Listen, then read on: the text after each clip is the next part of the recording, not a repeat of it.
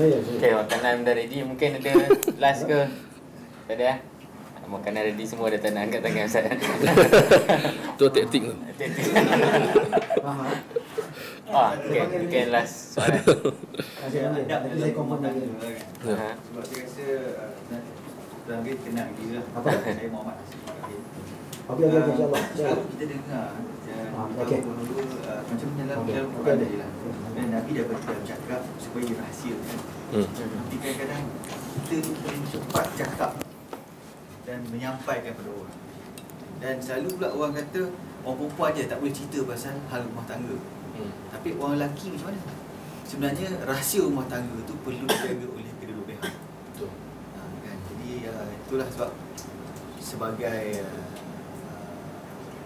membantu, sebab ada macam ada satu cerita pasal tadi kesinambungan dalam berkeluarga, kena ada anak. Saya agak kesian dengan salah seorang rakan saya yang dah kahwin, saya ni 9 tahun, tak ada anak. Jadi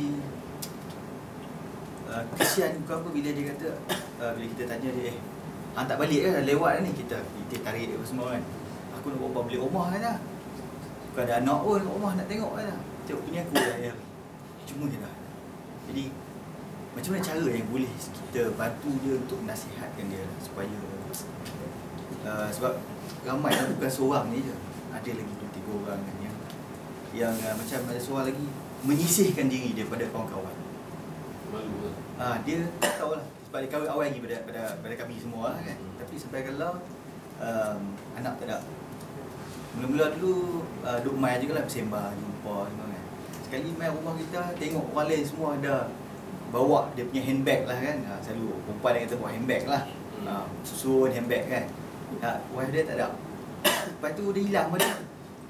Jadi kita tak mahu benda tu berlaku lah. Jadi minta tolong sikit kalau ada kaedah nak kawan yang itu kan. Ya, sudah ada soalan.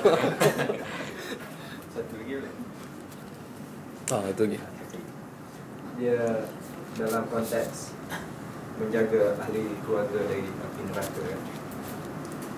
Dalam suasana hidup yang mencabar pada hari ini, minta tolong nasihat dari sudut nafkah, kepentingan menjaga nafkah untuk anak-anak dan isteri benda tu kena halal dan sebagainya. Contoh macam sekarang ni riba tu senang, kita okey lah kalau kita bahaskan mungkin pada rumah yang pertama tu mungkin dibolehkan, tidak dapat rumah pertama, tambah rumah kedua kan. Zaman sekarang ni kita kata orang yang tak buka Quran dan hadis tu okey lah. Kadang-kadang kita tengok orang yang tu belajar tu senang ya, dia tukar kereta, dia ambil loan, dia itu ini kan. Itu satu. Kemudian ada yang suami yang macam tu, tapi isteri yang faham macam mana pula suami dia bawa balik nafkah yang dia tahu. Kalau mungkin was-was kan?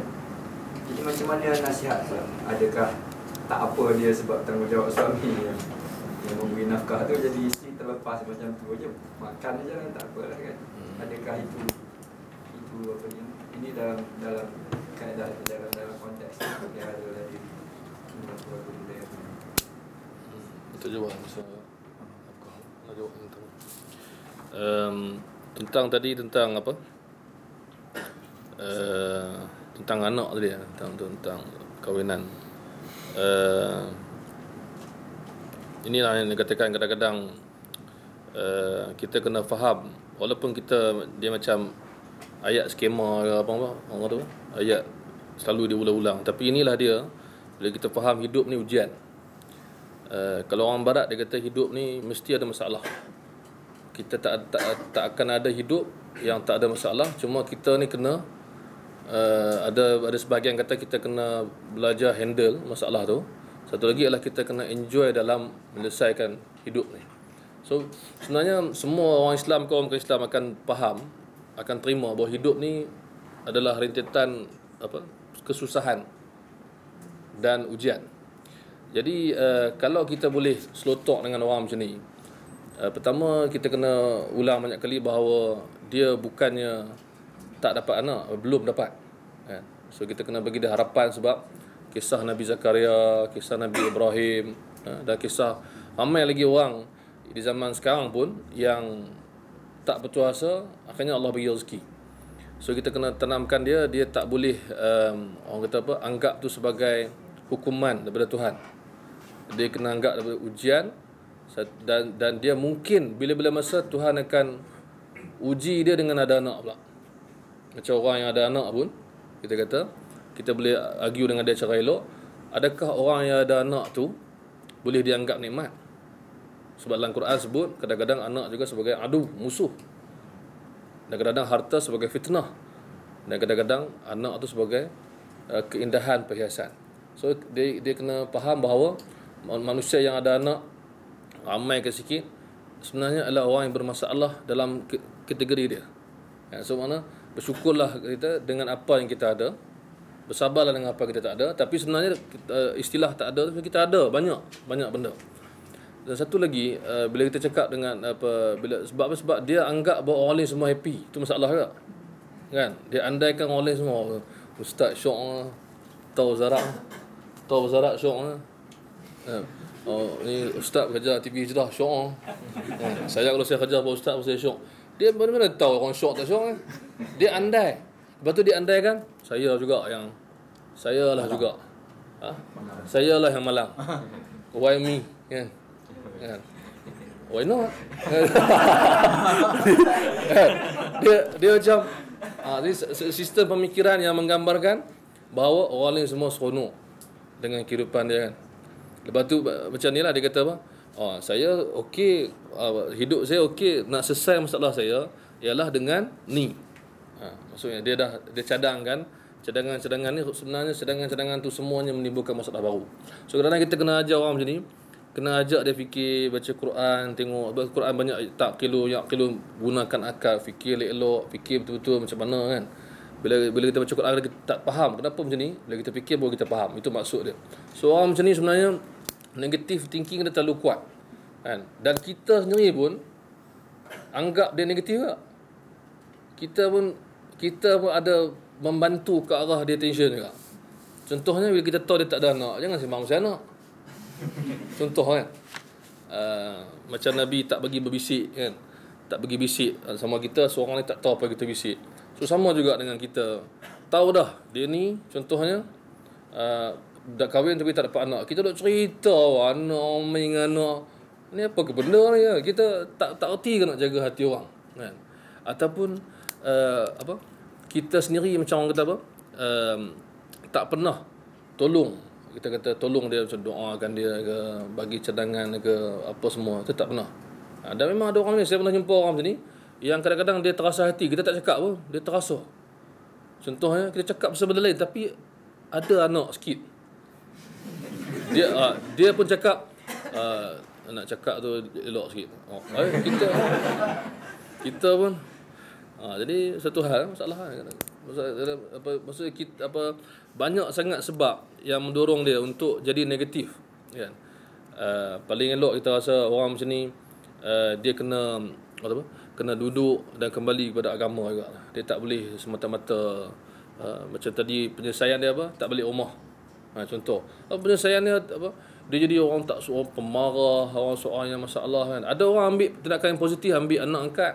So dia bukan satu benda yang negatif, ataupun dia bahagiakan diri dia dengan budak-budak kecil, anak-anak saudara dia, apa dia tolong jaga, dia kena fikir macam tu kan. Dalam Quran sebut memang Tuhan sengaja buat ni untuk ujian kita. Allah jadikan sebahagian dapat anak lelaki, sebahagian mana, dan Allah jadikan sebahagiannya aqim. Aqim maksudnya dia tak dapat anak kan. Dan bila Nabi Zakaria tengok Maryam dapat macam-macam, timbul hati dia nak berdoa untuk dapat anak kan. Maksudnya sekarang ni kita kena ada doa juga. Tak boleh kita doa macam misalnya kita sebut berkali-kali, doa kita ialah tak bersungguh kan. Kita doa tak bersungguh. Macam kita doa kita ni orang kata yalah, kalau kita susah baru kita doa maksudnya. Atau kalau kita betul-betul masalah kita doa, dan ada orang yang doa tak dapat Nabi kata dia tinggal doa. So inilah orang yang gopoh dan rugi, Nabi kata tak doa. Tapi memang adalah kita tak boleh bagi dia khayalan kita bagi dia harapan lah. Kita bagi dia harapan dan kita serta dekat dia elok. Dan kalau ada antara kita yang diuji dengan begitu, kita kena anggap ini ujian daripada Allah SWT. Itu je. Nak cakap, setengah orang kata ustaz senang cakap. Memang saya cakap senang, kan? Tapi saya tak pernah nafikan bahawa yang menanggung tu dia sendirilah yang faham, dan pasti Allah akan bagi dekat dia apa yang Allah tak bagi dekat kita. Maksudnya saya cakap dia sabar. Saya tak dapat apa sangat, saya dapat nasihat, pahala bagi nasihat. Tapi dia yang of course dia akan dapat lebih daripada saya. Mungkin dia syurga, dia duduk tinggi atas sana, saya duduk bawah. Dia kata pepahai ni duduk bawah, kata sebab dia menanggung benda tu. So kita kena fikir macam tu, kan. Tak boleh kita orang kata apa, betul nak cakap apa, cakap senang, dah cakap apa. Kalau kita jumpa orang tak cakap sabar lah. Kita cakap lah ustaz. Saya berapa kali saya dengar. Betul nak cakap apa? Jangan sabar bunuh diri. Contoh. Pada muka. Takkan. Maksudnya kita repetition tu kena ada, kan?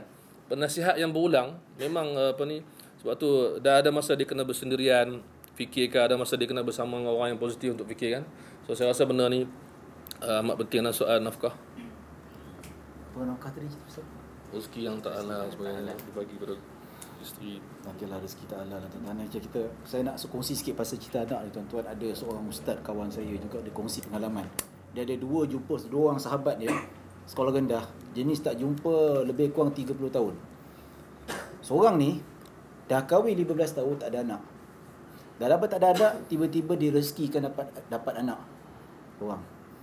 Lepas lahir ada complication, ada kelahiran itu sampai efek pada bayi itu tak sihat dan sebagainya, lama-lama meninggal.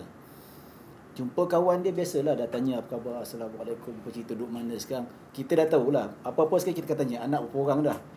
Dah tanya anak berapa orang, muka tu happy jumpa kawan lama tu berubah.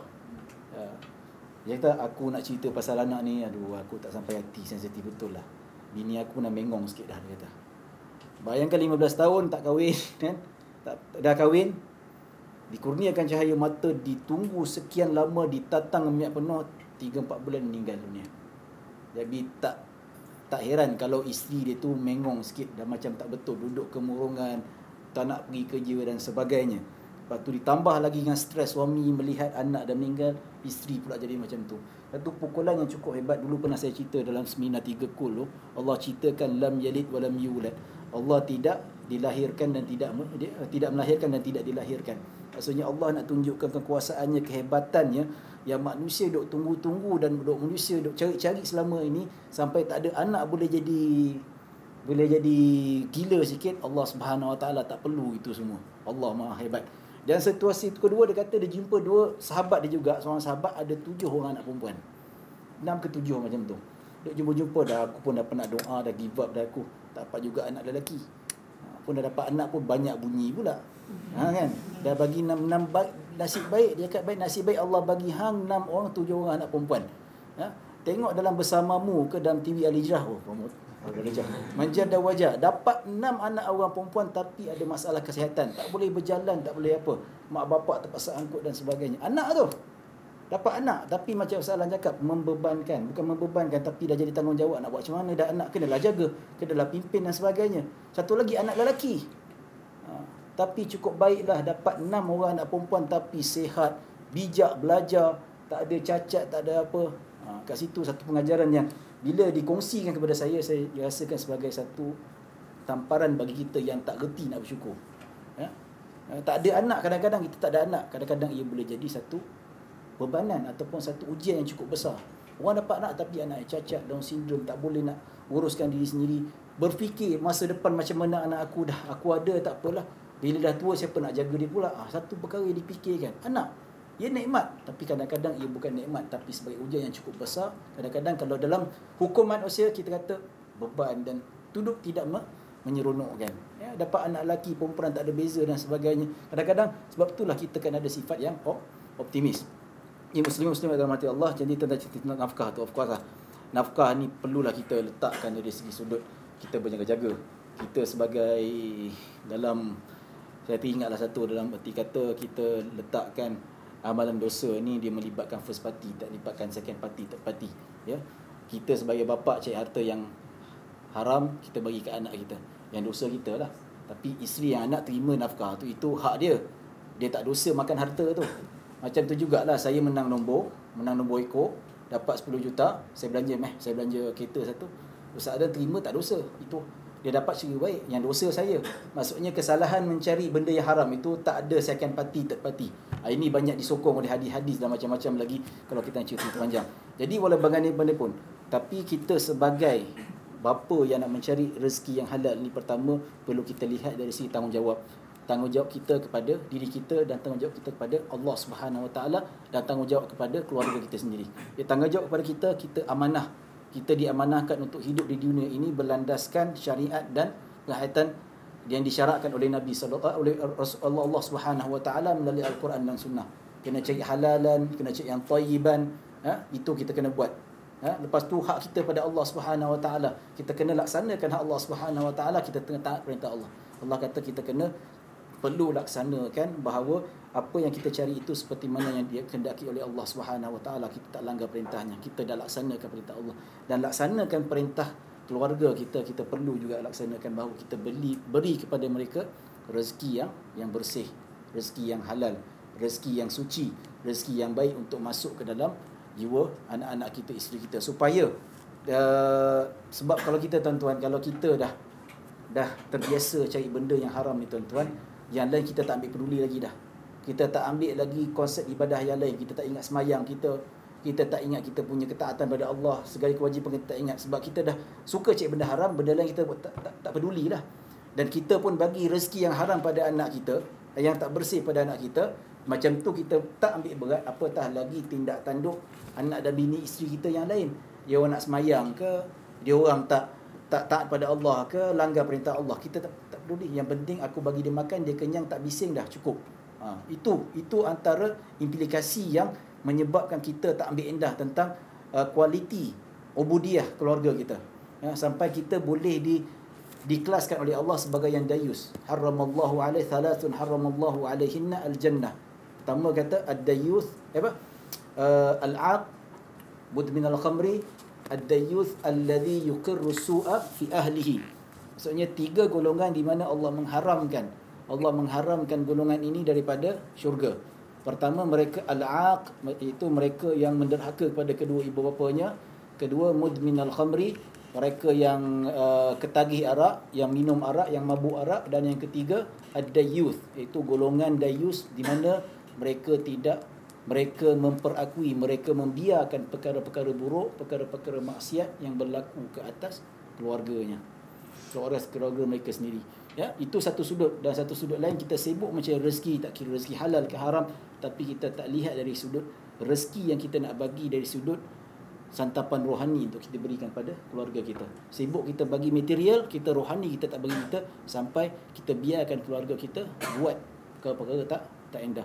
Sebab tu dalam tazkirah Ramadan tuan-tuan, dalam lepas di sore-sore saya ceramah, saya ingatkan, kita Ramadan ni tuan-tuan bukan saja kita tumpu kepada tarbiyah untuk diri kita saja. Memang Ramadan sebagai bulan tarbiyah, kita nak tarbiyah kita untuk menuju ke arah menjadi Muslim yang lebih baik. Tapi kebanyakan umat Islam kita tuan-tuan, mereka tumpu pada tarbiyah diri mereka sendiri, tapi tak tumpu tarbiyah pada keluarga dia. Berapa ramai bapa yang pergi surau, anak pergi sebelah kanan, pergi merempit. Bapa kata, jom ikut bapa pergi surau sembahyang tarawih, jangan pergi merempit. Dia kata bapa pun merempit juga. Yalah, aku merempit sebab dah masuk waktu, aku nak kejar waktu, kau merempit lah sikit sampai surau cepat. Kat situ, tapi merempit aku yang lain. Dan berapa ramai orang yang berpuasa, yang beramal, bersembahyang, tapi dia tak ambil tahu anak dia sembahyang ke tidak. Dia pergi cari rezeki yang halal, sembahyang dekat masjid, sembahyang kat office dia, dengan ceramah dan sebagainya, tapi tak tahu apa yang dibuat oleh anak dia. Hakikat nafkah yang lain kita tak ambil peduli dan kita biarkan. Jadi itu yang secara ringkas lah yang dapat saya ceritakan tentang konsep kita memberi nafkah dalam Islam itu sendiri, dalam konteks kekeluargaan Islam ni. Jadi setakat itu saja. Wallahu a'lam.